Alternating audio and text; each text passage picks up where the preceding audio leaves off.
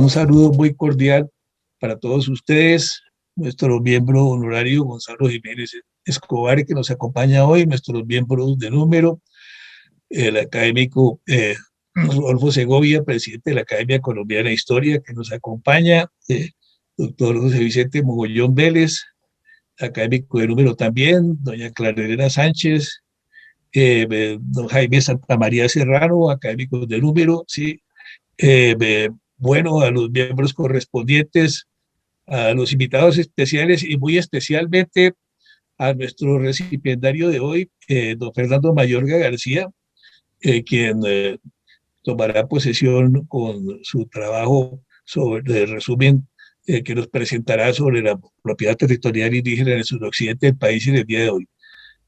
Siguiente punto de orden del día, académico secretario.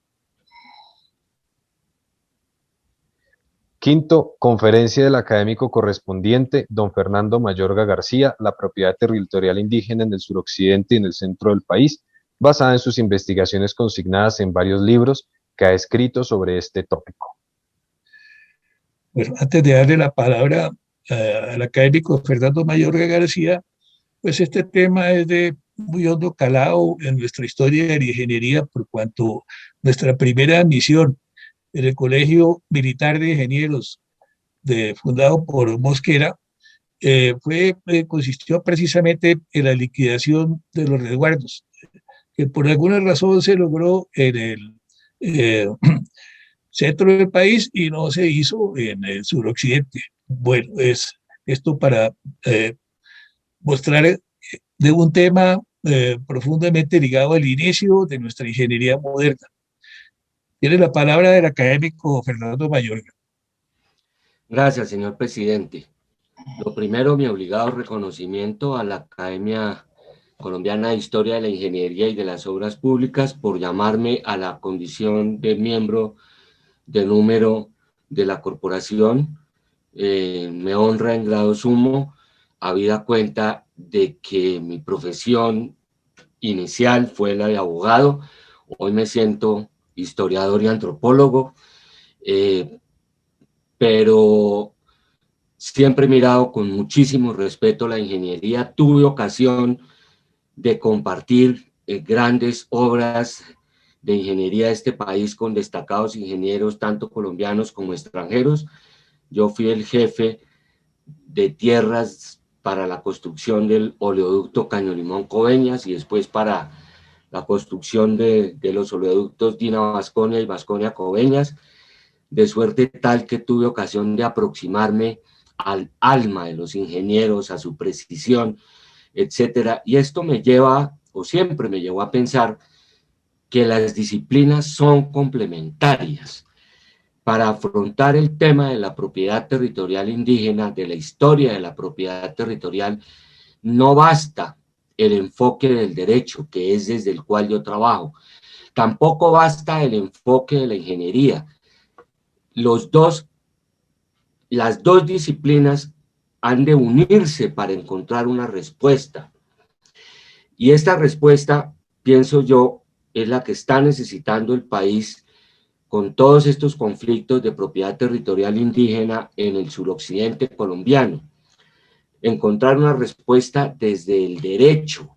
Yo pienso que el Estado colombiano se ha preocupado por afrontar o ha intentado afrontar el problema territorial indígena en Colombia desde el ángulo de lo político. Y los indígenas, aunque con un mayor acercamiento a lo jurídico, ese acercamiento, pienso yo, aún no es suficiente, también lo han afrontado desde el terreno de lo político. Tal vez si lográsemos llevar este conflicto al terreno de lo jurídico, de la historia del derecho, podríamos encontrar respuestas.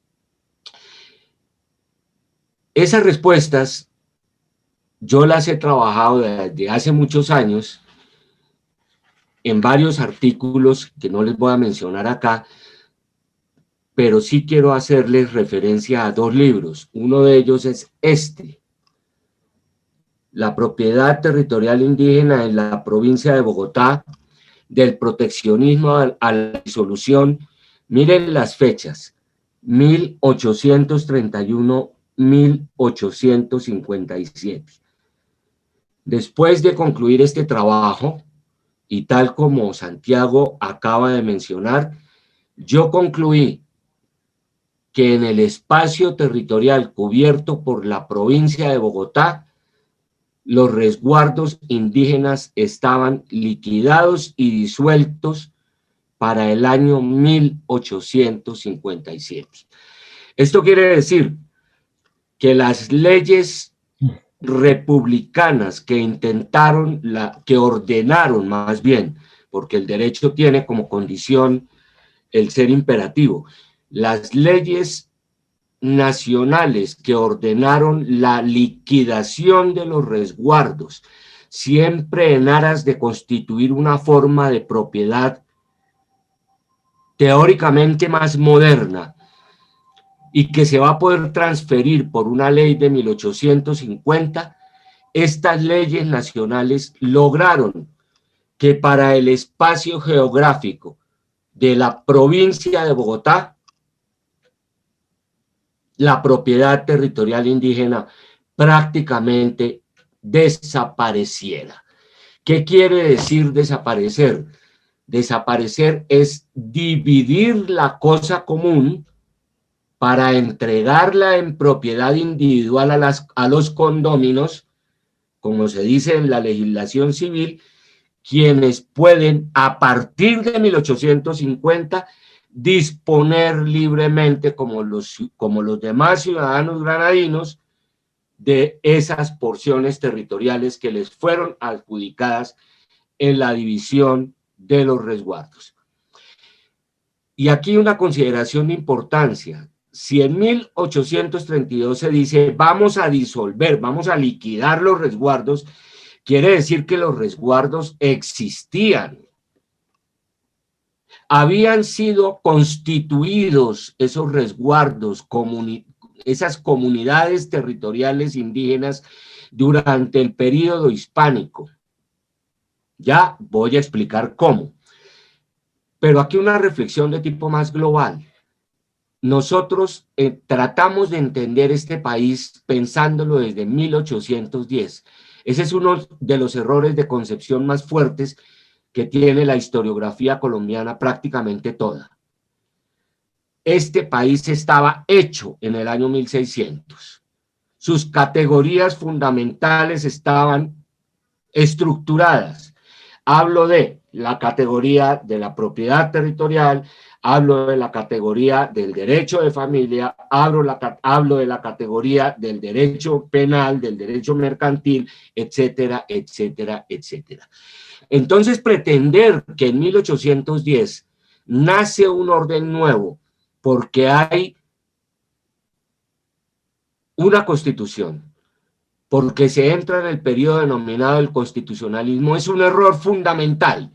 La sociedad indiana persistía en 1810, es más, persiste hasta el día de hoy. Una sociedad estructurada en clases, ahora se llaman estratos socioeconómicos, pero eso existía en 1810. Si ustedes me preguntan, oiga, Fernando, pero hoy Colombia es una sociedad moderna, yo he sostenido que no es una sociedad moderna. Y no es una sociedad moderna porque la señora que parquea mal el carro en la esquina y un policía humilde con cara de indito se acerca a decirle, señora, usted parqueó mal, la señora lo mira con asco y le dice, usted no sabe quién soy yo. Hay una estructura social dominante sobre otra. En días pasados entré con una amiga mía, indiada ella, a un restaurante muy fino cerca de la zona donde vivo. Ustedes vieran cómo la miraron desde todas las mesas. Fue una cosa divertidísima.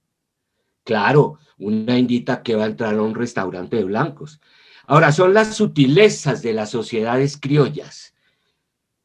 Pero ojo, son todas las sociedades en América Latina. Desde el Río Grande para abajo, todos somos igualitos. Nosotros pensábamos que Chile había entrado en la modernidad y hoy está entrando en la modernidad, pero de una nueva constitución. Perú acaba de entrar en el pasado. Ecuador, Salvador, etcétera, etcétera. Lo que voy a decir acá, señores, es aplicable a toda América Latina. Porque las categorías de lo indígena, a pesar de que el siglo XIX luchó por eliminarlas, no lo consiguió. Subsisten. En este segundo libro,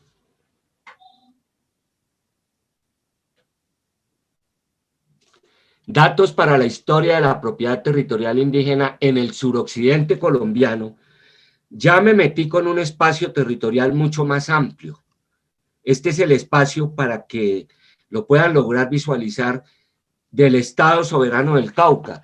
Estado Soberano del Cauca que llegaba hasta el Amazonas, hasta el Pacífico y hasta el Atlántico en la franja de lo que hoy es Antioquia, allá arriba contra Panamá. Era un estado que era prácticamente medio país. Su capital era Popayán, ciudad señorial por excelencia. En esa zona geográfica, por razones que pueden tener que ver con la ausencia de ingenieros para la liquidación de los resguardos o con otro tipo de fenómenos, eso tendríamos que seguirlo trabajando. En esta zona no se terminó la propiedad territorial indígena, que sobrevive, queridos amigos, hasta el día de hoy. Como sobrevive en otro espacio, Ángel María, de Caldas, en Río Sucio, porque, y aquí voy a definir cómo se crean esos espacios territoriales indígenas en el periodo hispánico, el visitador Lesmes de Espinosa Saravia, en la visita de la tierra, hacia el año 1612, llega a lo que es el Río Sucio actual y constituye los resguardos. Pero eso no era novedad. Luis Enríquez había constituido los resguardos en Boyacá. Y Villabona Subiaurre llega hasta Santander.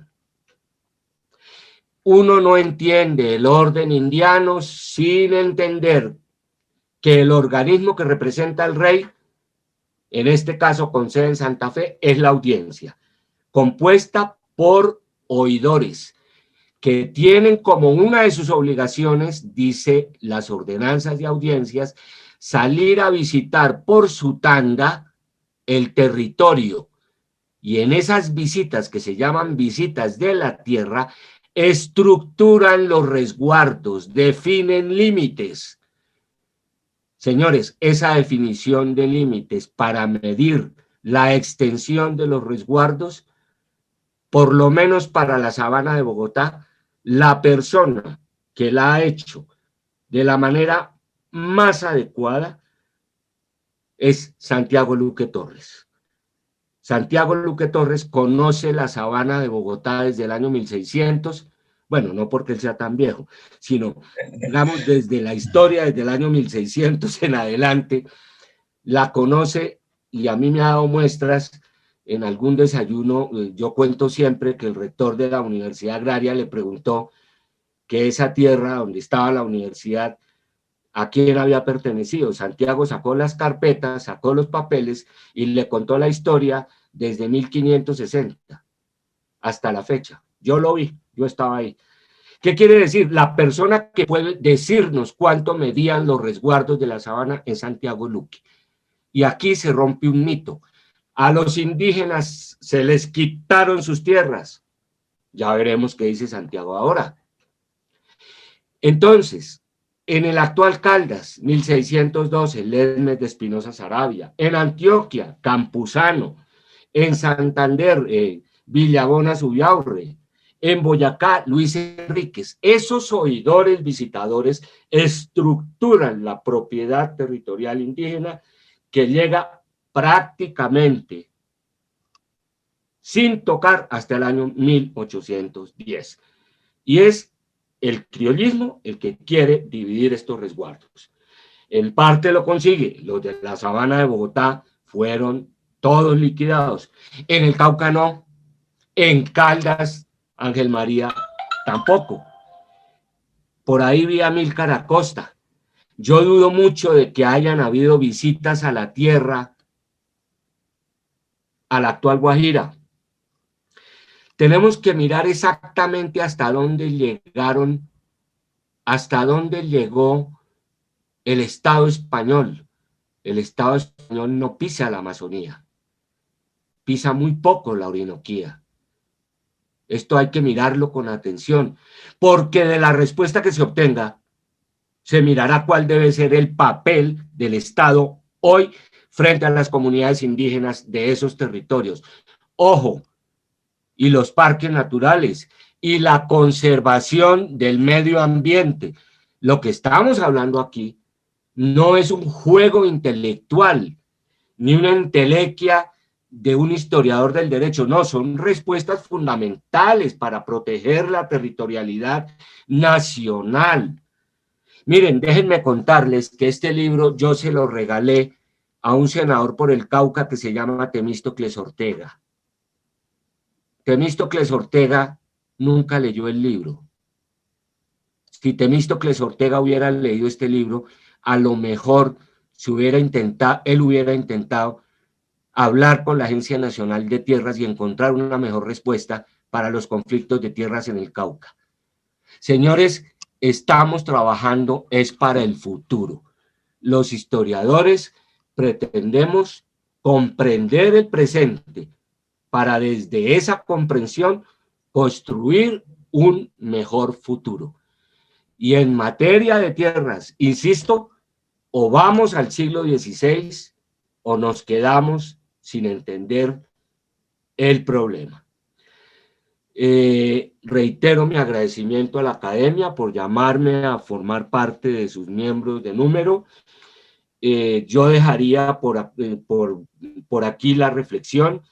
Obviamente, pues de estos dos libros habría muchas horas para hablar, pero creo que el turno de la mesa redonda nos puede dar una ocasión, señor presidente, para proseguir sobre estas reflexiones. Muchas gracias. Bueno, muchas gracias, académico Fernando Mayorga. Para mí es un gran gusto darle la bienvenida en el día de hoy como miembro de número al nuestro académico don Fernando Mayorga García, que lleva un muy buen número de años acompañándonos y que tiene pues sobrados méritos para la acreditación que se le ha dado en el día de hoy. Abogado de la Universidad del Rosario, con doctorado en Derecho Indiano en la Universidad de Navarra, profesor de la Universidad del Rosario, miembro del Colegio Electoral, secretario académico de la Academia Colombiana de Historia, autor de estupendos libros, el primero de ellos, su magnífica tesis para obtener el doctorado en la Universidad de Navarra, la Audiencia de Santa Fe en los siglos XVI y XVII, un voluminoso libro que hace acopio de un acervo grandísimo de exploración de documentos que he leído y releído en numerosas ocasiones y que me ha permitido tener varios datos para mis propias investigaciones. Libro que ya lleva 2 o 3 ediciones y que tengo supremamente anotado en casi todas sus páginas, que me ha servido de luz y de faro en muchas de mis pesquisas sobre estos temas. Nos ha acompañado disquisiciones sobre estos tópicos con numerosas personas en varias ocasiones, y con él hemos compartido esta ficción de abogados y de ingenieros. Y yo no diría pues que simplemente esa ficción es de la vena de nuestra profesión, pero se volvió pasión para él y para mí este tema para él de la jurisprudencia relativa a la propiedad territorial indígena, a las leyes de Indias. Para mí el tema cartográfico y de la tradición de la tierra, ahí es donde se nos une las dos profesiones, la del abogado, la del jurisconsulto y la del ingeniero.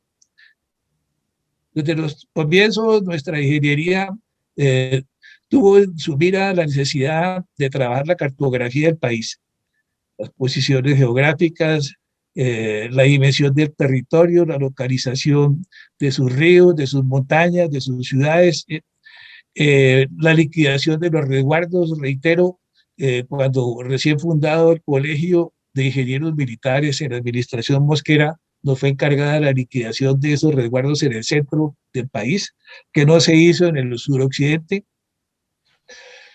Es toda esa historia, y al lado de eso, la de la propiedad de la tierra de las personas que llamemos blancos o mestizos, o también indígenas, propiedad individual distinta de los resguardos, que también existía propiedad indígena por fuera de los resguardos.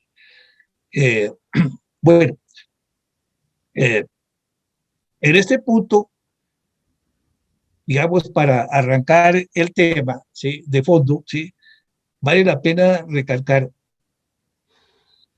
que nuestra historiografía, en sus distintas especialidades que corresponden a otras tantas ramas de las profesiones que ejercemos hoy en día en el país, pues tiene una ausencia muy grande de fuentes documentales tratadas en forma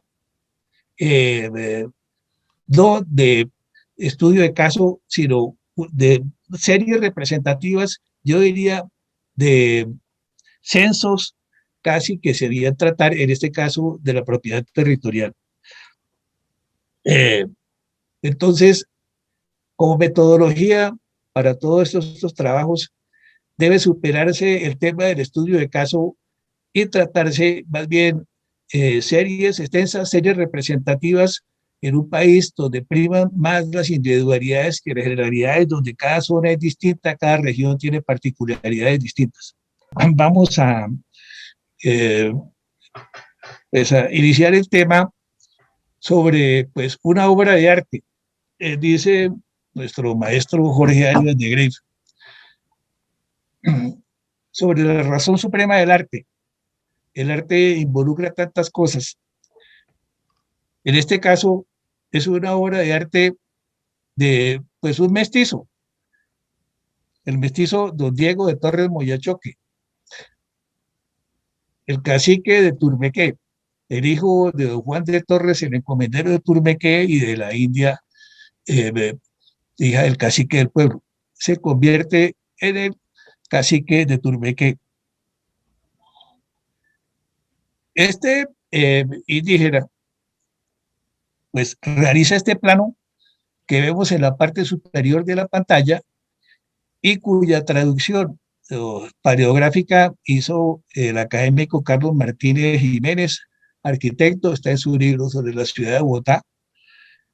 Y pues todo plano pues es además de cartografía y además de mostrar una serie de datos importantes, es también arte porque muestra una cantidad de aspectos, ¿sí?, supremamente valiosos.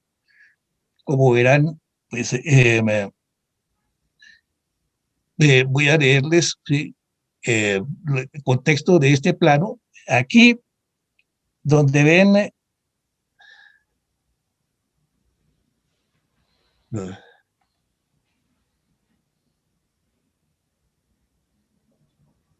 ¿están viendo el ratón, Luis Felipe?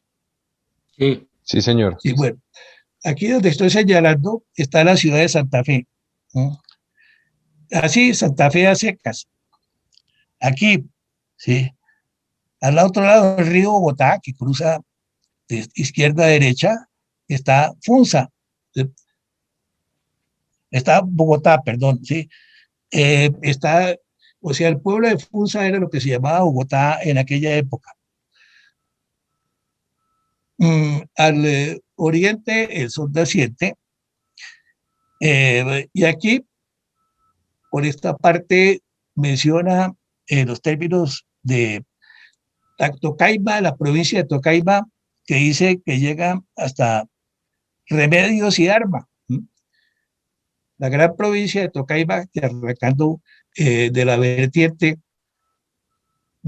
sigue a la ciudad de Tocaiba, llega al Magdalena y continúa por la margen izquierda del río Magdalena hasta las cumbres de la cordillera central y ahí llega hasta Arma en Antioquia, por donde en aquella época conquistadores del centro del país, de Santa Fe, iniciaron la primera colonización minera de dicha provincia. Está dibujado en el plano del cacique Diego de Torres Moyachoque. Aquí también habla de los términos de la provincia de Tunja a partir de Simijaca. Aquí de la provincia encomendera de Buzo y de La Palma, ¿sí? Las ciudades encomenderas de Buzo y de La Palma, tan importantes en aquella época. Y luego, pues, esta visión tan completa de toda esta parte del distrito de Santa Fe y de la audiencia de Santa Fe, pues es representada por el cacique Diego de Torres Boyachoque. Bueno, profundicemos un poquito más sobre este personaje porque es bien interesante y nos dará varias lecciones que removeremos del comienzo al final de esta pequeña especulación que les estoy dando. Diego de Torres Boyachoque, pues, protestó a favor de los indígenas. En virtud de ello, pues fue encarcelado. Le ayuda a escapar el hijo del visitador Monzón. Huye a España. Allí presenta su famoso memorial de agravios de la suerte de los indígenas, donde habla de terrible destino de los indígenas en la boga, que lo menciona también en este mapa. Dice que 50.000 indígenas han fallecido en la boga, en el río Magdalena, que está aquí pintado, ¿no? Presenta eso ante la corte de Carlos V, ¿no? Y lo ven con beneplácito, ¿no? Es un personaje agraciado, ¿no? Estupendo cabalgador, maneja los caballos a perfección, con eso seduce a la corte española, ¿eh? Le atiende en su memorial, se convierte con Victoria y con las casas y con otras personas que defendieron los derechos de los indígenas, se convierte en un defensor de los derechos indígenas en la corte, con su memorial que trae Ulises Rojas en su libro El cacique de Turbeque y su época. Estupendo libro, ese escritor boyacense. Allí permanece en la corte española, ¿sí? Querido y atendido por todos, se casa con una señora de la sociedad española, una señora europea, y allí está su descendencia. Bueno, entonces vemos esta visión del cacique Diego de Torres Boyachoque, ¿eh? Sobre la cartografía, sobre la situación de los pueblos, y sobre el territorio. Caramba, esta visión sí que nos ha hecho falta, hablando del trabajo común de ingenieros o compartido de ingenieros y de abogados. Veremos que existen planos, existen medidas, pero no se consideran, ¿sí? En el tema histórico. El tema histórico es un tema que entre nosotros muy poco pasa de lo anecdótico, ¿eh? Muy poco entra en lo cuantitativo, muy poco entra en la medida, en la objetividad, para superar lo que son los juicios de valor, los prejuicios, con medidas más exactas que se pueden dar, por ejemplo, a través de la cartografía. Como bien decía Fernando, puede la realidad del tema de los resguardos, puede ser la realidad de los precios de la tierra. Algunas cuentas de tendero, sí, muy pocas, muy poco trabajo realmente, sí, sobre la matemática de la cartografía, sobre la precisión, sí, se ve en nuestra historia, se ve mucho hipótesis derivada de lo que dicen los grandes sabios, las grandes cabezas consagradas para la historia y para las demás ciencias, y se asumen como dogmas que hay que acatar que hay que respetar, aún teniendo los planos diferentes. Entonces nos aceptamos, somos renuentes a ver la realidad que tenemos ante nuestros ojos por acatar el prejuicio, ¿sí? Por lograrle hincarle la rodilla a ciertas personalidades, a ciertos escritos, a ciertos dichos y hechos que han hecho trayectoria. Como decía Einstein, es más fácil desintegrar un átomo que disolver un prejuicio.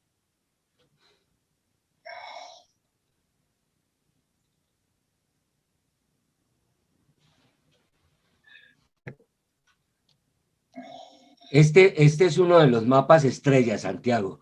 Bueno, Este, este es, gracias, Fernando. este es el Aquí gran mapa. tenemos, Yo hablo de este mapa todos los días. Es una bueno, maravilla. este mapa ese está tomado prácticamente en la misma zona que trabajó el cacique Diego de Torres Moyacho, que acabo de mostrarles, el indígena del siglo XVI en la corte de Carlos V defendiendo a los indígenas.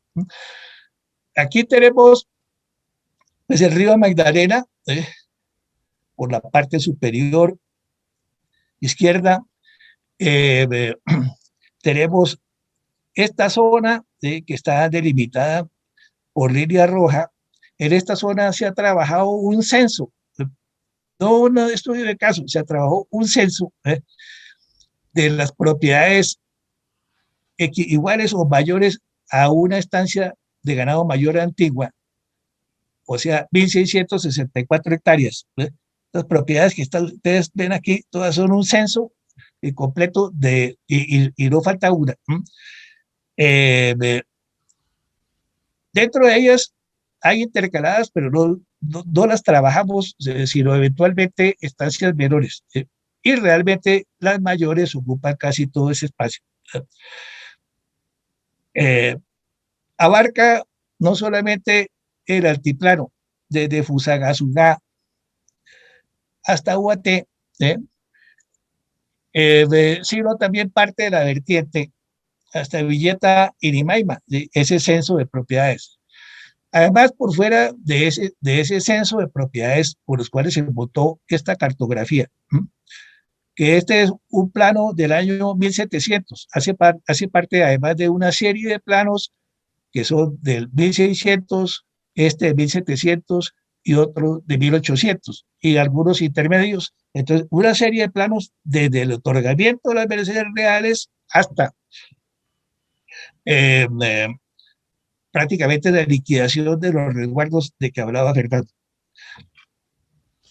Bueno, ¿cómo se logró este tema? Para no extenderme demasiado y poder dar una presentación sucinta del tema complementario al de Fernando, pues después de mirar numerosos documentos en el archivo para estudiar la tradición completa de algunas cuantas propiedades del altiplano, finalmente llegué a la conclusión, por haberme encontrado con un par de pleitos coloniales, conclusión que ya se conocía de entrada y que era el método utilizado para los litigios en la época colonial y en la temprana república hasta la época de la creación de la Oficina de Registro de Instrumentos Públicos, que consistía en la famosa prueba diabólica, consistía en buscar un pleito colonial, y en el pleito coloniales aparece como prueba de la tradición y como prueba de la posesión de la jurídica, ¿sí? Aparece la tradición completa de los títulos. ¿Sí? En un pleito colonial, ¿sí? Y investigué unos 40 o 50, ¿sí? Pero otros datos fueron encontrados en fuentes secundarias, como la gran enciclopedia histórica de Cundinamarca de Roberto Velandia, que trae las visitas de la tierra a los resguardos de todas las poblaciones de Cundinamarca, que pues, en buena parte se relaciona con el distrito de Santa Fe de esa época. Pues en esa forma se encontró entonces la tradición completa de cada una de estas propiedades que veo acá, entre otras, la más sencilla de todas, la de los resguardos indígenas. Como bien decía Fernando, desde su otorgamiento, y aquí en Santa Fe, por Miguel de Ibarra, en 1593, la asignación de los resguardos, los vemos aquí en amarillo. Aquí estoy señalando el resguardo de Chía. Aquí tenemos los resguardos de Bosa y Soacha, los estoy señalando. Aquí el resguardo de Usaquén. Aquí el resguardo de Zipaquirá. Aquí el resguardo de Nimaima y de La Vega, el de Sasaima. Bueno, aquí en Fusagasugá, la tierra de Fernando, ¿sí? Grandes resguardos, los resguardos de Chuachí, Chipaque. Bueno, la tradición, pues es muy, como dice Fernando, pues muy sencilla porque no varía, se otorgan en 1593 o se empiezan a otorgar en 1593 y llegan hasta el siglo XIX a la época de la liquidación de los resguardos. O sea, únicamente algún resguardo, por ejemplo, el de Usaquén, al final de la época colonial, el resguardo de Usaquén, aquí está ubicado, se liquida y se traslada a Bosa y Soacha, se junta con Bosa y Soacha. Algunos otros se liquidaron también, se juntaron algunos otros. Ese fue uno de los motivos de la revolución de los comuneros, la liquidación de los resguardos. Santiago, Santiago, la precisión de que el resguardo se liquida pero se traslada significa que el visitador que está haciendo la tarea, la tierra la traslada al régimen común, desaparece la condición de resguardo, pero los habitantes son trasladados a otro resguardo. A otro, por ejemplo, a Bosa y Soacha, en el caso de ¿Qué es Usaquén, lo que pero pasa? les suelen dar un poco más de tierra, a no ser que determinen que por haberse disminuido el número de habitantes es tierra suficiente.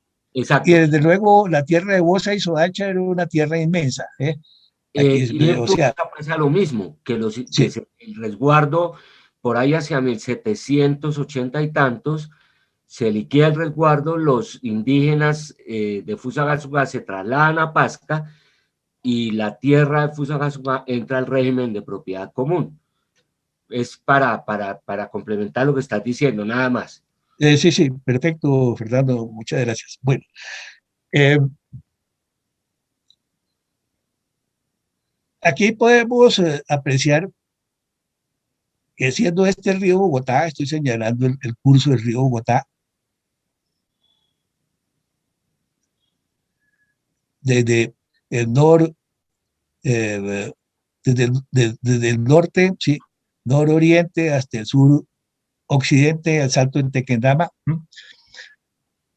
por la parte oriental del río Bogotá hay una enorme concentración de resguardos y también está la zona de los ejidos. Si se excluye el valle del Teusacá y la Calera, tenemos que la zona comunal, sacando los pantanos, de inmensos pantanos de esa época, era más del 50% del total de la zona del oriente, y esa era la zona más valiosa del altiplano. Entonces, aquello que se dice en la literatura, en la obra de Colmenares, y que repite mucha gente, de que los indígenas tenían apenas el 5% del territorio de la sabana, pues no es cierto. Aquí tenían, de la tierra más valiosa, tenían eh, por lo menos equivalía a un 30%, quitando los ejidos. Y esta tierra era más valiosa que la que había en el resto del altiplano, porque era la tierra cercana a la ciudad. O sea, podría ser 2 o 3 veces mayor que el valor de la tierra que quedaba al occidente del río Bogotá. Entonces realmente tenían una tierra equivalente casi que a la totalidad de la sabana. O sea, no es cierto que tuvieran el 5%, ¿sí? Tal vez había algunos sitios en que los resguardos eran más pequeños, en algunos pueblos al occidente del río Bogotá, pero en su total tenían una parte muy importante de la tierra del altiplano. Bueno, eh, si comparamos esto un poquito con la parte del sur occidente del país, de que habla Fernando en sus libros, pues hay visitas de la tierra que pueden mostrar una comparación de lo que era la propiedad territorial indígena eh, y las encomiendas de indios en el suroccidente del país y en el resto del país, de lo que era en el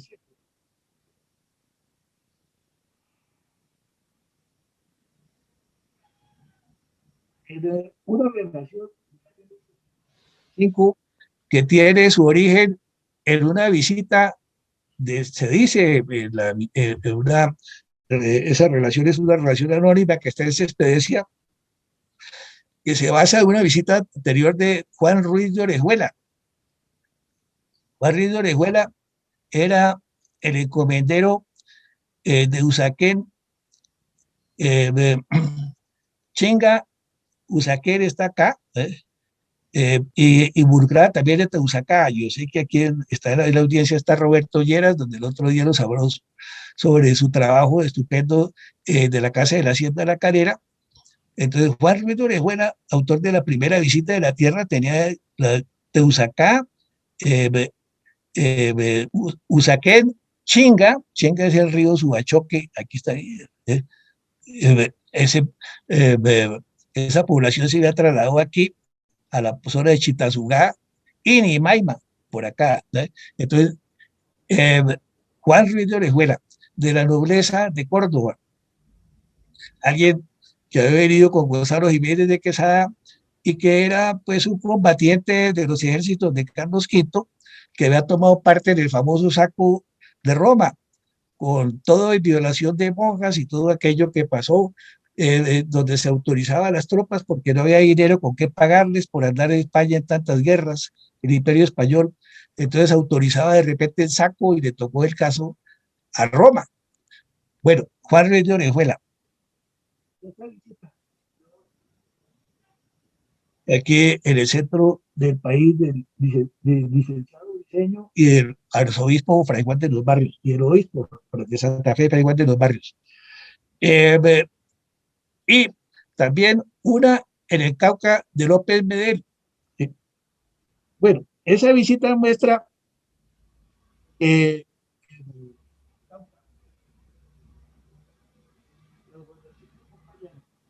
había 249 vecinos encomenderos, 349 pueblos de indios y 66.000 indios. Bueno, eso es la mitad de lo que había en los pueblos del Nuevo Reino de Granada, que involucraban pues a Santa Fe, a la provincia de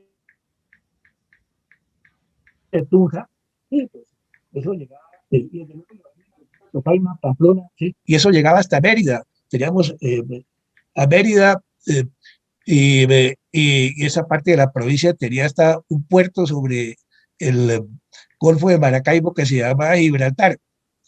Bueno, entonces, esa provincia de Popayán tenía más o menos una mitad de encomenderos y de indios, o de ese orden de la que había aquí en el distrito de Santa Fe o en la gobernación del Nuevo Reino de Granada. Y además se dice de la gobernación de Popayán que estaba tasados en Manta los indígenas, ¿sí? Pero dice, no se guarda la tasa, no guardaban la tasa. Y no hay caciques ni señores, todo es vejetría, o sea, eran unos personajes indígenas muy difíciles de manejar desde épocas pretéritas. Decía, no guardaban la tasa, entonces decían que ofrecían muchachos para laborear en las minas a cambio de no pagar la tasa. Bueno, se muestra entonces aquí, y lo vamos a ver también en la vertiente, aquí no hemos hablado de algo de algunas cosas que pasan en la vertiente, eh, y es que la zona del azúcar, la zona de las minas, pues todo eso es una gran zona de frontera, ¿eh? Empieza en el clima caliente y luego esa gran gobernación de Popayán de que hablaba Fernando, sí era medio país, llegaba al Amazonas, del Pacífico al Atlántico, incluía Antioquia y luego llegaba al Amazonas, al Río Negro y al Río Blanco, y todo eso dependía de Popayán y se manejaba con misioneros de Popayán y de Quito. Bueno, pero entonces, eh, el punto es aquí, eh, tenemos pues los aborígenes más dóciles, unas sociedades indígenas más estructuradas, eh, acataron las leyes, las disposiciones, las entendieron y surge alguien como el cacique don Diego de Torres Moyachoque, tan supremamente brillante que entiende eso, es bilingüe, monta a caballo estupendamente, seduce a la gente de la corte española, en su brillantez, con su donaire y su inteligencia, y su garbo, y bueno, termina por allí casado y naturalizado, y además hace mapas, y hace memoriales, entonces, y entiende los mapas. Entonces, bueno, para culminar, este trabajo que ustedes ven aquí tan ímprobo que llevo haciendo tantos años y que Fernando pues aprecia pues en alto grado, pues es un trabajo que no lo empecé yo, por Dios, este trabajo en esta parte que está aquí, donde está la mayor contracción de los resguardos y el ejido, es un trabajo que lo inició y lo hizo con el CIREP Juan Carrasquilla Botero, Sí. Juan Carrasquilla Botero y los padres jesuitas del CIREP. ¿Sí?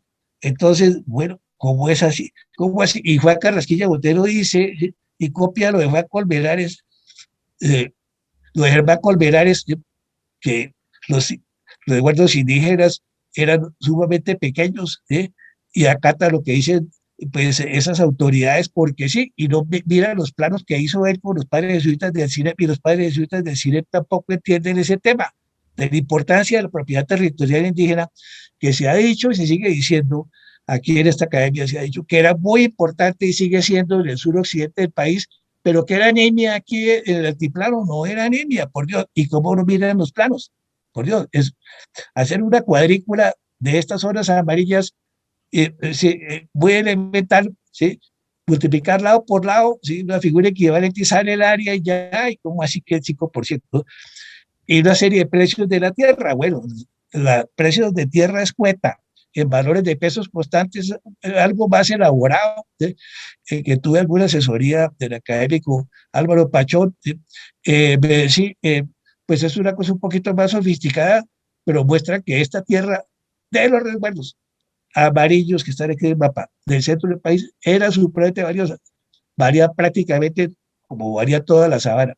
No toda la sabana eh, tenía, exceptuando la vertiente, hay que aclarar, la sabana tenía un valor muy congelado porque cualquier predio de estos podía suministrar para los 2.000 habitantes que tenía Santa Fe, podía producir todo lo que se necesitara, en ganado, en lo que fuera. O sea, no había mercado, ¿no? Otro cosa más productiva eran las haciendas de Trapiche, en la vertiente. En la vertiente, ¿qué pasa? Pues el otorgamiento de los resguardos y el cumplimiento de las leyes de Indias se empieza a relajar, como ocurre también en el Valle del Cauca. Eh, Ocurre que en el altiplano jamás se infringió que los aposentos del encomendero, ¿sí? Que siempre eran distintos de los resguardos. Nunca había confusión entre la tierra del encomendero, si es que la tenían, porque había encomenderos que no tenían tierra cerca de los resguardos, ¿sí? Como pasa, por ejemplo, con los encomenderos de Fusagasugá, la tierra de Fernando Gonzalo García Zorro. El Zorro tenía la tierra que se llama el Tintán, que queda aquí en este sitio. Aquí está el Tintán, entre los rinderos de Bosa y Suacha. No tenía ni siquiera conexión con el sitio donde él era encomendero. Otra tierra, de repente, sí tenía conexión entre el sitio del encomendero, ¿sí? Por ejemplo, la de Pedro de Colmenares, el primer conquistador que tuvo casa de tapia en Santa Fe, era encomendero de Bosa, Suacha, Tuzo y Chise, aquí, ¿sí? Y tenía la hacienda que hoy se denomina Terreros, por el tiempo aquí ubicada, en ese caso sí tenía tierra cerca, pero otro como Juan de Céspedes, el encomendero de Choachichi, Paca y Caquesa, que era el encomendero más importante de todos los que había en el altiplano. Esa encomienda varía por lo menos 2 o 3 veces más de lo que varía la tal encomienda de Funza, ¿sí? De don Antonio Olaya, que dicen todos los historiadores que era la más importante de todos. No, señor, había varias más importantes. La de Juan de Céspedes, el encomendero de Chuachichipaque y Caquesa. ¿Y dónde estaba la tierra de él? Pues era el vínculo, que era por acá. Con los tiempos se llamó el vínculo, ¿no? Junto al río Tequendama, es acá, pero esto es otros terrenos, aquí es el vínculo, ¿no? Entonces, no había conexión en muchas ocasiones entre la tierra que tenía el encomendero y el sitio de la encomienda donde estaban sus sitios encomendados con su propia tierra de sus resguardos. O sea, no hay confusión. También Colmenares dice que se confundían las dos cosas. No, señor, no se confunde. El altiplano no se confunde y la tradición jurídica de la encomienda es totalmente distinta de la tradición de la tierra. La tradición de la tierra era una propiedad que se daba perpetuidad, ¿eh? Y las mercedes son los títulos originales de la tierra que tenemos nosotros. En la encomienda no daba derecho a la tierra, era un derecho al tributo, se daba inicialmente por una vida, después se extendió a 2 vidas, las necesidades del numerario de la colonia española que cobraba para sus numerosas guerras, cobraba a veces por puestos y a veces por renovación de encomiendas, y fue aumentando las vidas en dichas encomiendas, que algunas llegaron hasta la República, como pasó con la encomienda de Sesquilé, de los Rodríguez Galeano, ¿no? De nuestros descendientes, de nuestro académico Jaime Santamaría, ¿no? Pues fueron sucesivas renovaciones que se obtuvieron, pero era pues eh, era pues algo que era en contra del derecho indiano. Bueno, ¿qué pasó aquí entonces con Carrasquilla? ¿Por qué Carrasquilla, abogado, y por qué los padres del CINEP, que hicieron un estudio costoso, ¿sí? Con numerosos planos que tengo en mis archivos, ¿sí? ¿Por qué no entendieron la medida de lo que estaban haciendo y por qué siguieron ateniéndose a las consideraciones que dicen en sus libros y sus maestros, y que tal vez les satisfacían ciertas ambiciones ideológicas? Bueno, hay una falencia. No tenía lo que tenía Diego de Torres Boyachoque, la inteligencia, la malicia indígena, ¿sí? O sea, demasiados maestros que Diego de Torres Boyachoque sí supo superar y supo entender. Bueno, esto hasta aquí me extiendo en esta interpelación, admirando a Fernando su trabajo, el cual saqué muchísimos datos para estos estudios, como componendas que se hicieron para renovar las encomiendas, quitándoselas a los beneméritos, como pasó con la de Tabio, ¿sí? El presidente dijo que le daría la renovación al que mejor le pagara, y eso consta en las inspecciones que trae constancia Fernando en su libro sobre la audiencia de Santa Fe. Bueno, con esto, mil felicitaciones a Fernando, doy por terminada mi intervención. Gracias, Santiago. Como siempre, un placer escucharte. Una pequeña precisión. La gente no entiende qué significa encomienda como institución jurídica. Tú lo has precisado en su exacto sentido, que es un derecho un derecho que tiene un español a que el grupo humano asentado en su espacio de su propiedad le pague un tributo a cambio de que el encomendero les instruya en la fe católica.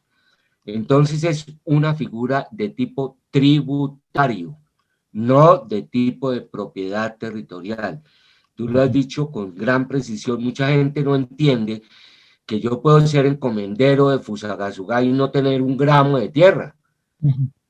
Lo que tengo es derecho a que el grupo humano de Fusagasugá me pague el tributo en la cuantía estipulada. Y esa tierra de ese grupo humano es la que en el siglo XIX se va a dividir, a entregar en propiedades individuales que luego, a partir de 1850, entran en el mercado. Entonces, ¿por qué los historiadores no tienen esta claridad? Yo lo he dicho hasta el cansancio, porque no estudian historia del derecho, ni los antropólogos tampoco.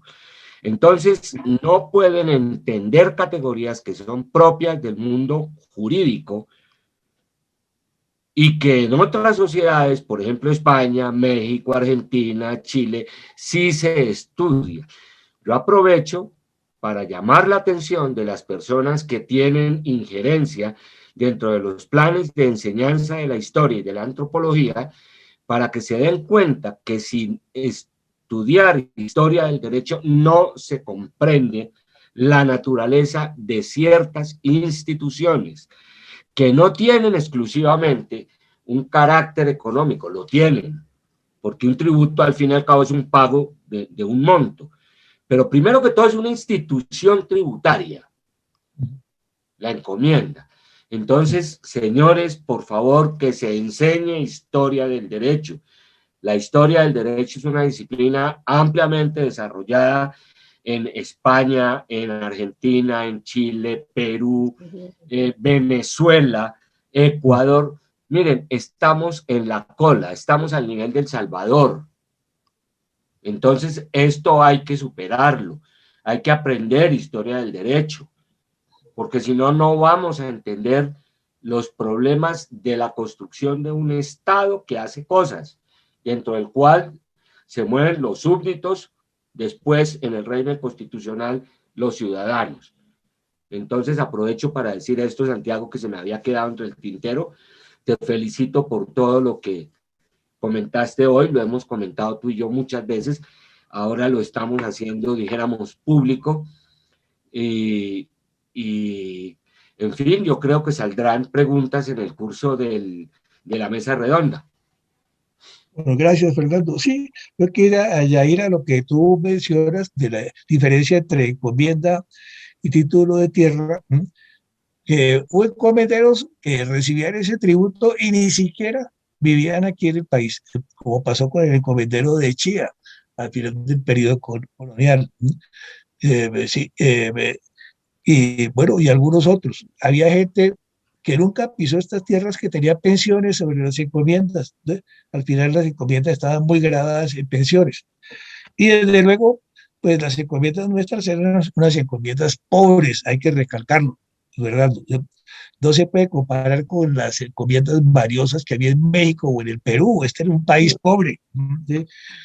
Y los indios estaban muy requeridos, ¿sí? Eso era uno de los alegatos del padre Diego de Torres Boyo, por lo cual terminó fundando las reducciones. Se impresionó de ver que los indios aquí estaban mucho más requeridos que los indios del Perú o los de México, donde había tenido el contacto con ellos, ¿sí? Diego de Torres Boyo, que fue provincial allá del Paraguay, fundó las reducciones, ¿sí? Y fue también, pues, trabajó aquí también en San Bartolomé. Bueno, ¿alguien más desea intervenir? ¿O alguien desea? A ver, sí, vea, yo. La académica Inés Arias tiene la palabra. Bueno, muchas gracias. Una felicitación por la ilustración, por lo menos para mí muy profunda, que me han dado ustedes con su intervención, los dos. Y sobre todo el énfasis que el académico Mayorga le pone a su palabra y a la trascendencia que tiene en lo que es la constitución de una sociedad, del presente, que tiene sus reminiscencias en el pasado, pero siempre estudiando el presente. Hay una reflexión que sobre la tierra, pues a mí desde el punto de vista sobre todo de las ciencias humanas, de la sociología y de la política, pues la tengo en cuenta. Es ¿por qué esa avidez por la tierra? por qué, sobre todo después de 1810 y cuando se constituye la República, siempre eso de 1850, entonces se enajenan los resguardos. Ese ir y venir entre enajenar y restituir y hacer la protección a esas tierras. Hay personajes muy interesantes con respecto a los indios y digamos a esa posición cultural ideológica que nos embarga como sociedad de por qué de los indios pues es sobre todo la tierra. Entonces lo que vemos es que la tierra es muy valiosa, como acaba de decir Santiago y como lo acaba de demostrar. La tierra cercana a las poblaciones fue la que más se persiguió para dividirla. Y fueron, en eso fueron los criollos, digamos en términos generales los criollos. ¿Por qué los criollos en ese ir y venir? Y solamente, digo yo, puede que me equivoque, algunas personalidades sí tuvieron en cuenta a esa raza desgraciada, como le decían, de que había que tenerla en cuenta, como lo hizo Manuel María, ahorita me olvida el apellido, bueno, el que fue secretario de gobierno en el Cauca en un momento dado del siglo XIX. Entonces, o Andrés Cerón, que la legislatura dijo, sí, hay que dividir y enajenar. Entonces, él hizo una reflexión que no se podía hacer eso y que ya se había hecho en Cundinamarca y que en Cundinamarca la división de las tierras y el poderlas enajenar había causado muchos males y sobre todo mucha desgracia para esa raza, como le decían, raza desgraciada. En esto de por qué unos y otros vienen en ese ajetreo de enajenar y no enajenar y proteger, es porque tenemos una herencia cultural y una manera de ver a los indígenas que realmente hace que los criollos actuaran desde lo que ellos pensaban, de los que siempre habían sido sus subalternos y los subalternos en una categoría que no era la misma de los negros, sino que era más inferior porque eran muy similares a animales de carga y por eso los empleaban tanto en eso y además todos esos tributos que en la época virreinal y luego en la época todos esos trabajos que ellos tenían y que solamente su vida era trabajo donde la única esperanza y el único descanso era lo mejor, era morirse. Entonces, frente a esos seres no podía haber ciudadanía y por eso siempre fueron protegidos, pero detrás de eso sí había la avidez por la tierra, porque la corona en su tiempo, el periodo hispánico, les dio buenas tierras y tierras cercanas también a las poblaciones, porque había mucha tierra, no les iban a dar la Amazonía. Entonces, de esta conferencia, a mí yo tengo la reflexión de por qué se les había ese interés por la tierra por parte de los criollos. Ay, ahora a mí se me fue la voz. Sí, bueno, el tema es un tema bien interesante. Sí, era tierra semiurbana, ¿sí? La tierra indígena, la cual codiciaron los criollos al comienzo, y me tomo la palabra antes que Fernando porque tengo muy fresco ese tema que lo he venido trabajando, ¿no? Entonces,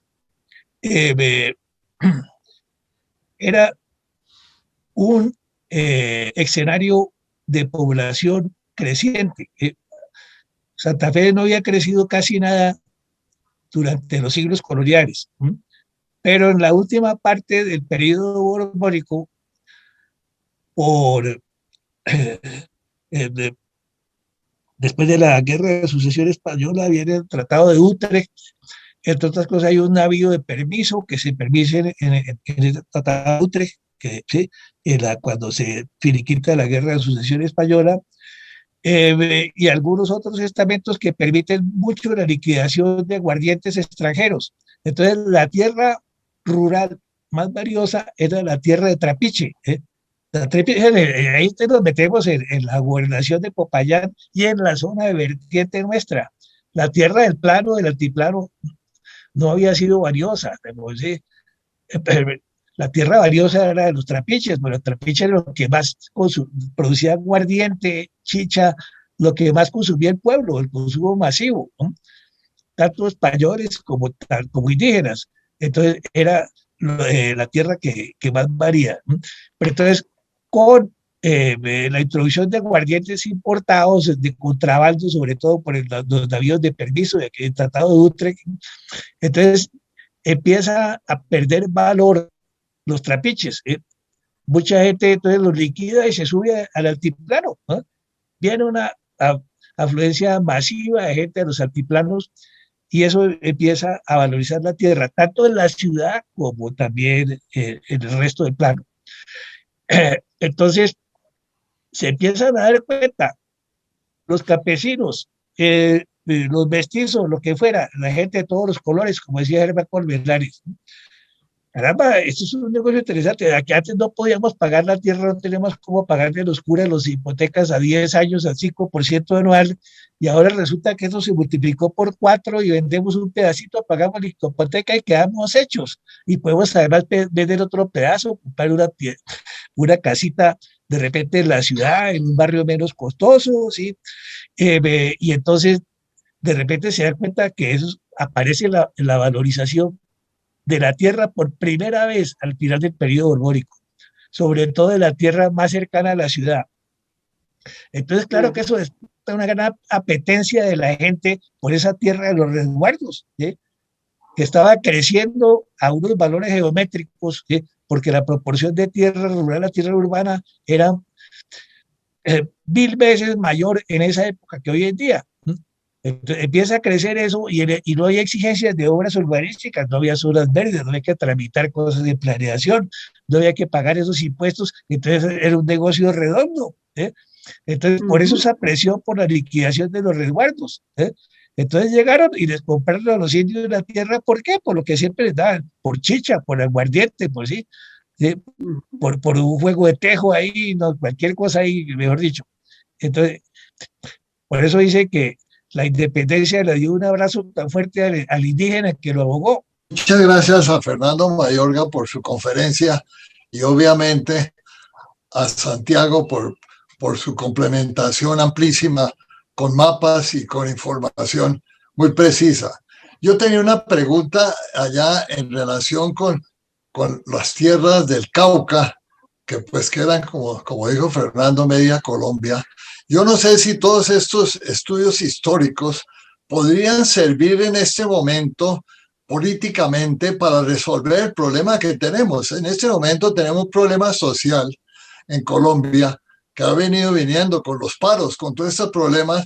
No sé si ese conocimiento histórico podría servir como una forma de ayudarle a las instituciones, al gobierno, al Congreso, a las demás instituciones, desde el punto de vista legal, que es lo que dice Fernando como abogado, para resolver los problemas sociales que en este momento estamos sufriendo y porque hay que buscar alguna solución. Muchas gracias.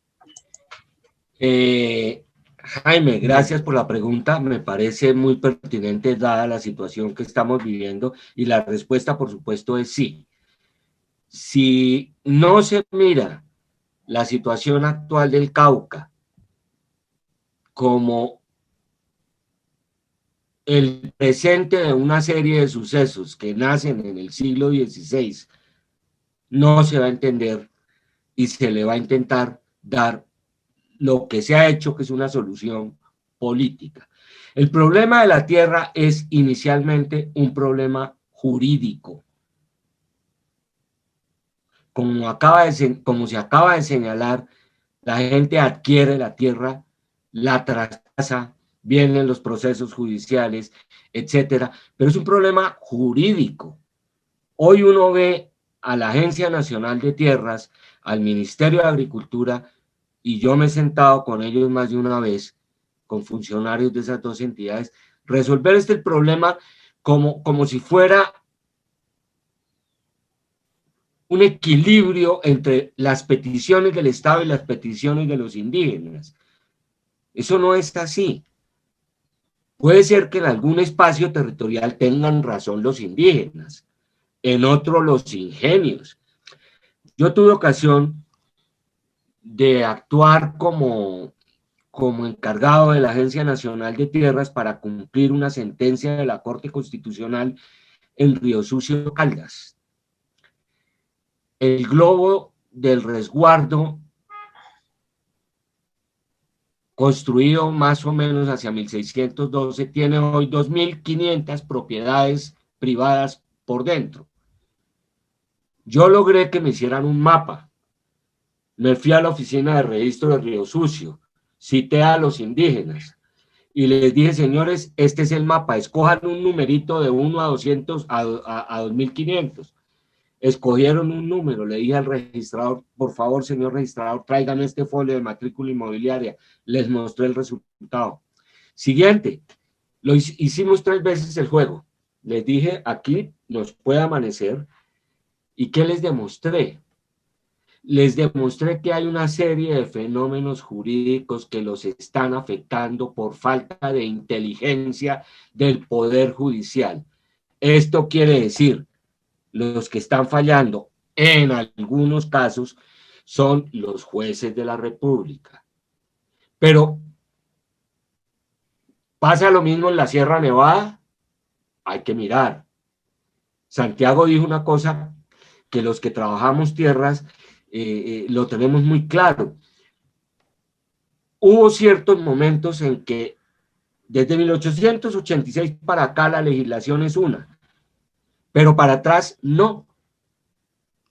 No era lo mismo el Estado Soberano de Bolívar que el Estado Soberano del Cauca. Ahí pueden haber cambios. El Estado Soberano del Magdalena. Quiero decir que son fenómenos complejos que requieren mirar la naturaleza jurídica de cada territorio con amplitud de miras y no pensar que el último decreto nos resuelve el problema. Esto quiere decir, pero a ver, Fernando, que los problemas de tierras en la Sierra Nevada hay que meterle 3 años a estudiar los títulos. Es posible.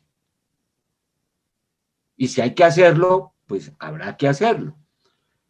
Pero hay que afrontarlo con lógica jurídica. Esto no es de busquemos el equilibrio entre los dueños de los ingenios azucareros en el valle y los indígenas. No, no. Tiene que haber un análisis de caso para saber exactamente en esa parte del territorio nacional qué pasó desde el ámbito jurídico, saber quién se equivocó de buena o de mala fe. Esto de la mala fe, Santiago lo tiene más que visto en muchos casos. Y Santiago, que ha trabajado tanto la equivalencia de las medidas agrarias, se da cuenta que un error en una medida agraria antigua puede significar que una persona se haga a medio departamento del país, ¿cierto, Santiago? Así es.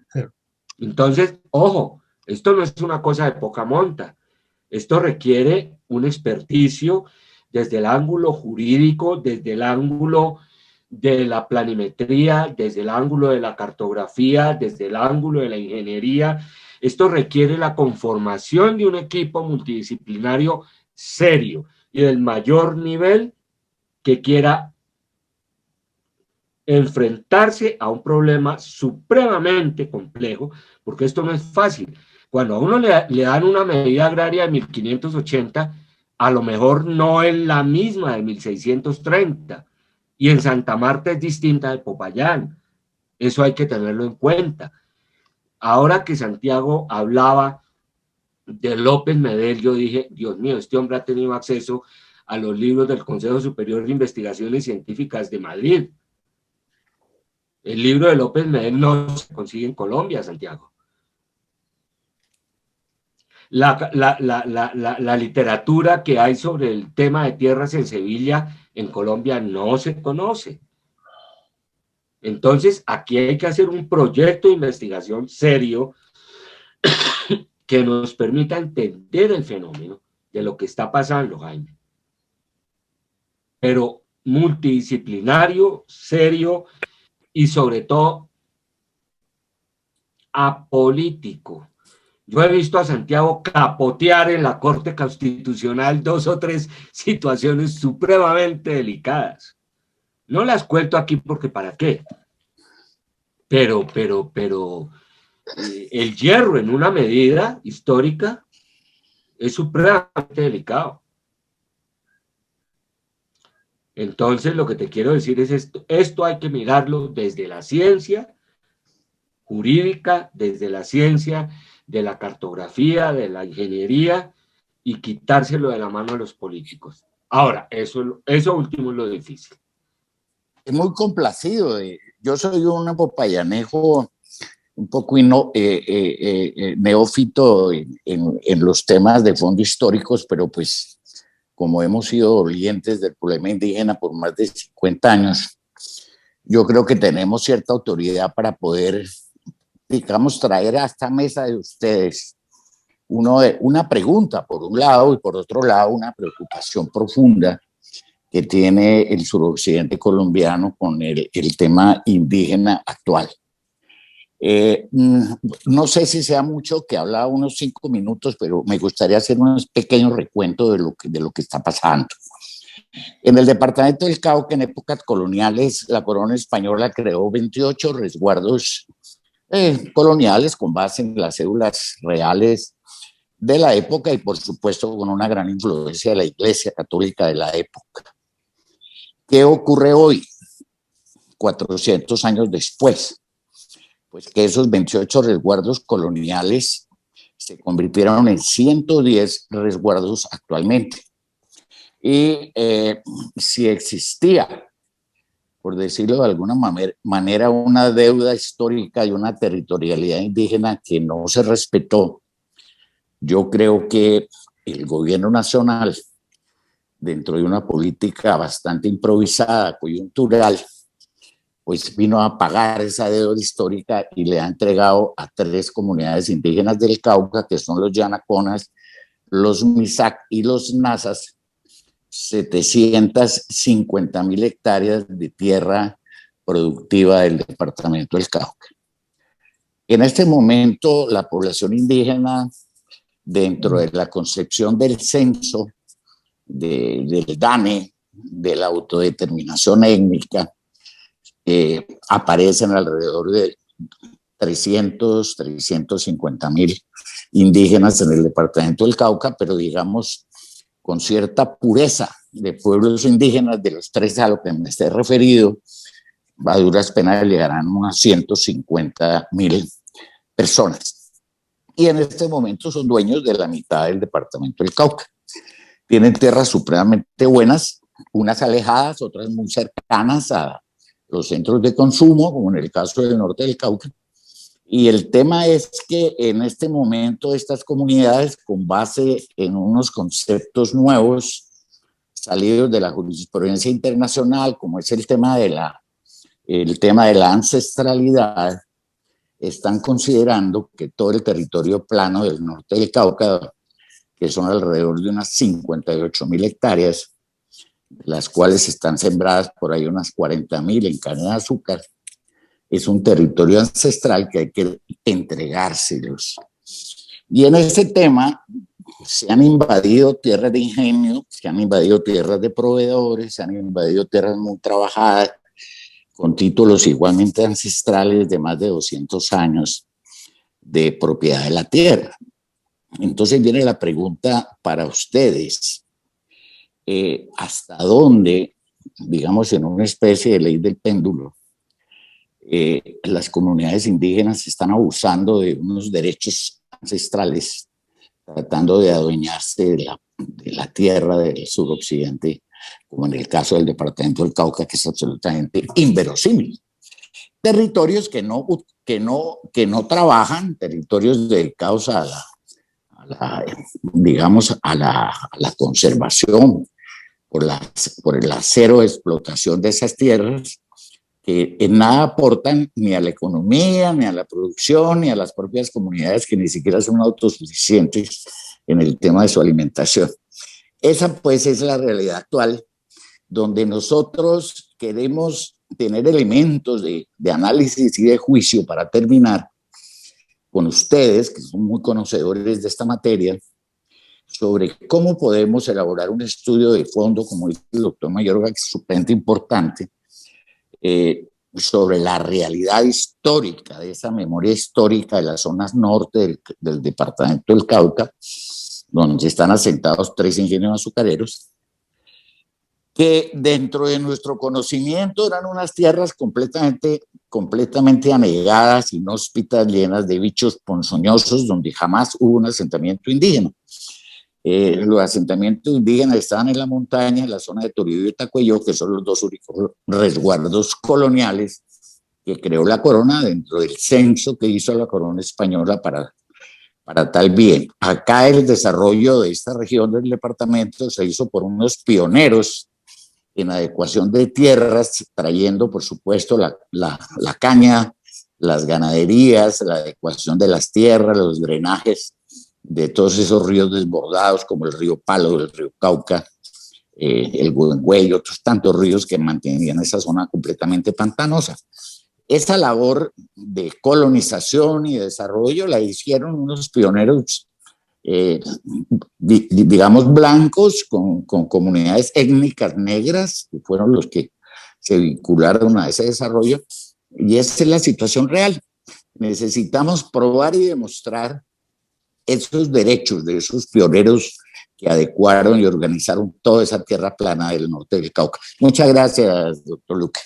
Tiene razón, Fernando, sí, o sea, eso era lo que yo decía en la Corte Suprema, representando a la academia en estos temas, porque para inscribir títulos antiguos, que se requiere ahora, hasta mucha gente está requiriendo, se requiere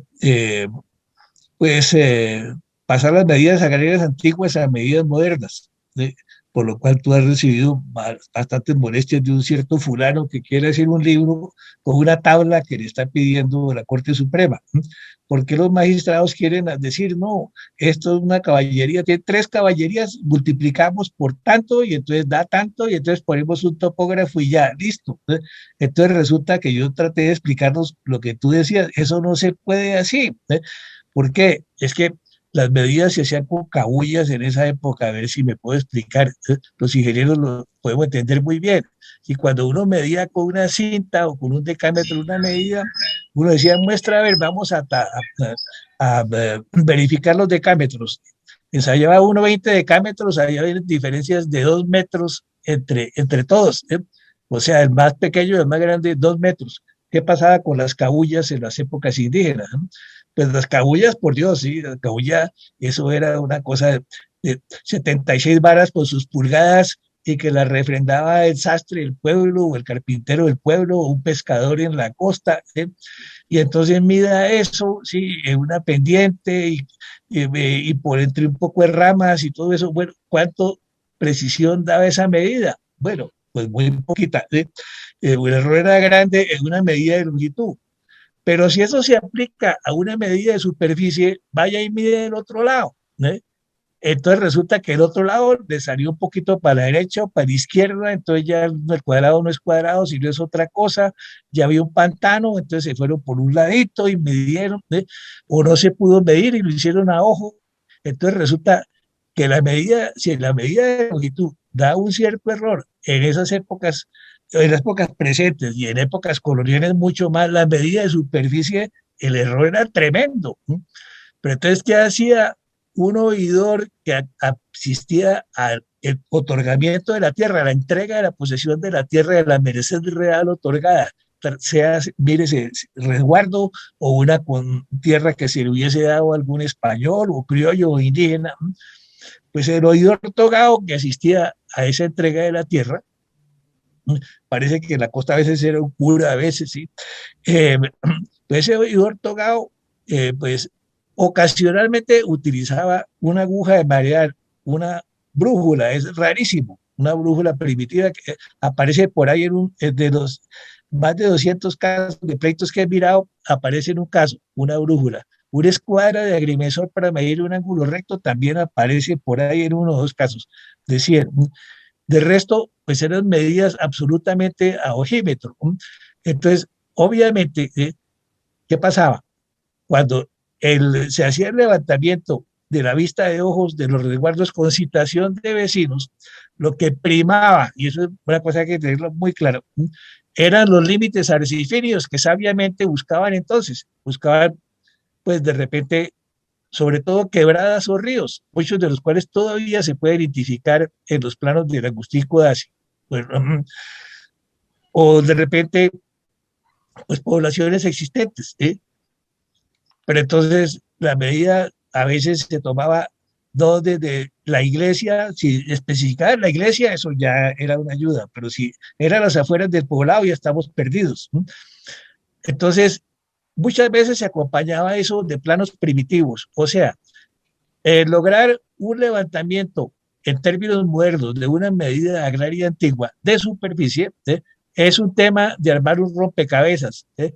Hay que mirar cómo eran los periodos vecinos, hay que mirar los pleitos de tierras que hay en toda la zona, hay que escoger un grupo y representativo de la zona y mirar los pleitos que hay, cada uno de 300 páginas a 700 páginas, mirarse toda esa paleografía, ver la vista de ojos, mirar un eventual mapa que hay ahí, tratar de identificar límites arcifinios, ir cuadrando de para un lado, para otro, ¿sí? Ir al terreno, mirar.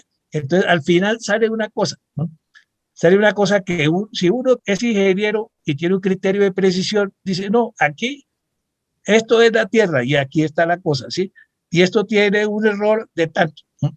¿Cuánto es? Chiquito, grande, eso hay que verlo en cada caso, ¿no? Pero el tema es así, ¿no? El tema, y así es como se hacía la reconstitución de las medidas según la prueba diabólica que había antes de que existiese la Oficina de Registro de Instrumentos Públicos. Había que ir a los títulos originales, a mercedes reales y mirar cómo habían sido las inspecciones oculares, a veces con mapas que aparecen. Es un tema apasionante, muy bonito, ¿sí?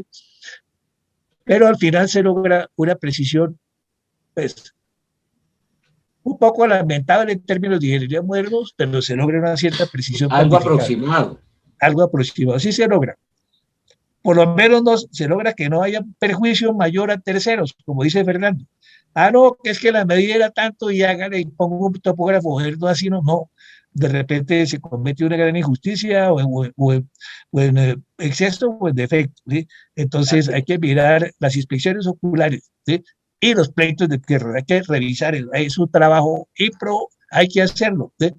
Ahí hay un contenido social en esos pleitos también, ahí se ven mil cosas, ¿sí? Se ven situaciones injustas, claro, que se veían sobre todo en los trapiches, ¿sí? Cosas de esas, ¿sí? A veces por esa ambigüedad de los límites de la Universidad de la Colegio Mayor de Nuestra Señora del Rosario nunca pudo terminar dirimir su pleito con los indios de La Vega y Nimaima por la hacienda de San Antonio, ¿sí?